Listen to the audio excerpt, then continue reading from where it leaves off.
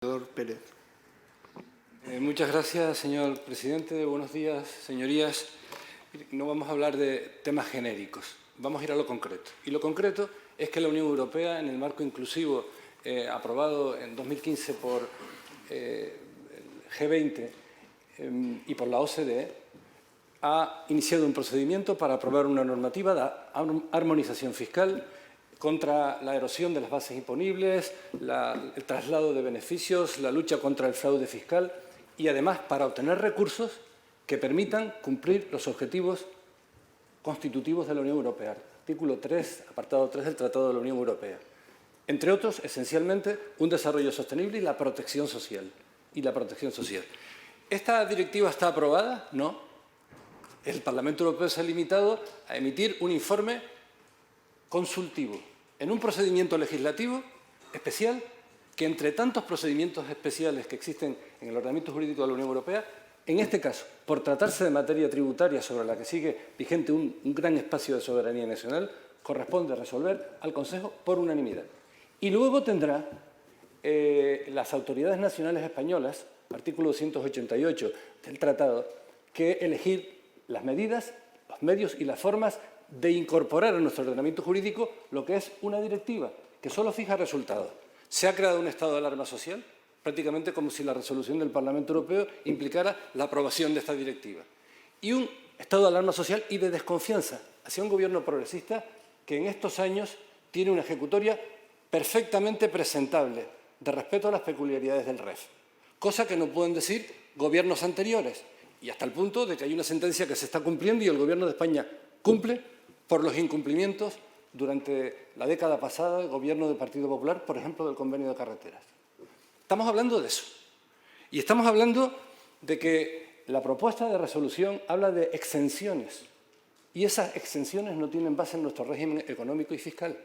Y además generarían un problema económico dañino, porque las filiales, por ejemplo, de una multinacional alemana que operen en Canarias y en el ámbito de la SEC, si se exencionara la aplicación de este tributo, van a imponerle a las sociedades matrices tributación por los ingresos y su actividad realizada en Canarias. Hablemos en serio de este asunto y hablemos en serio con un profundo compromiso con el régimen económico y fiscal, el que está acreditando el Gobierno de España y lo vuelve a acreditar, por ejemplo, cumpliendo una de las demandas tradicionales de la Ley 2991, inversión media por habitante territorializada que en Canarias no esté por debajo de la media. Esta era una aspiración que el Gobierno de España está cumpliendo, largamente postergada.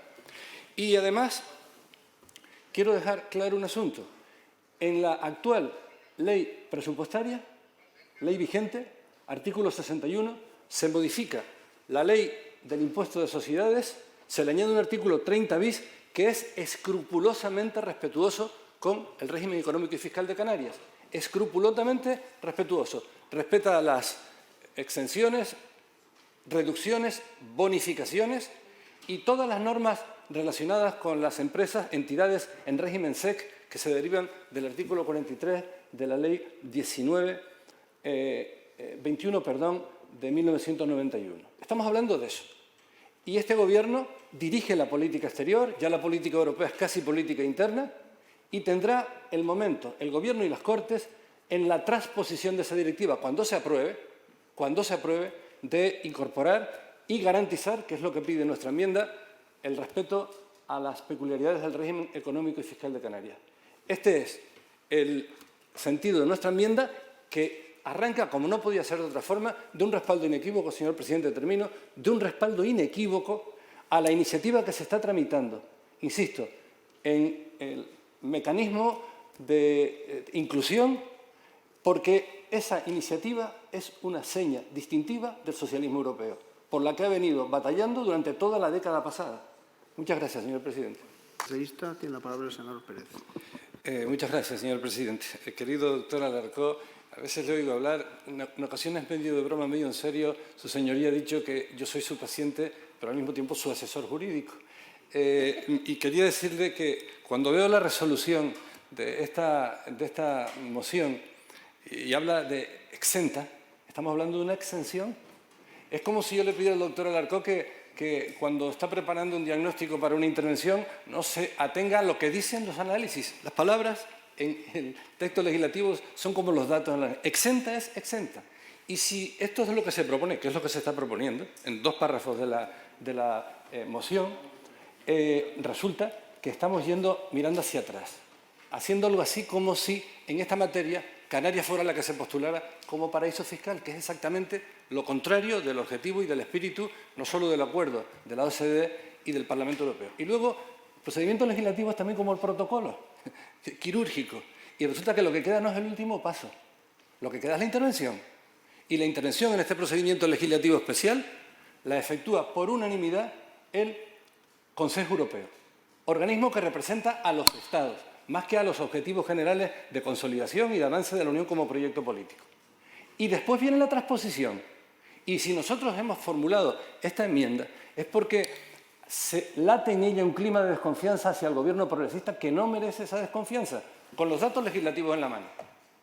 Y en relación nada menos que a la incorporación a nuestro ordenamiento jurídico, por iniciativa del propio Reino de España, de un tipo mínimo del 15% en el impuesto de sociedades. Esta es la realidad.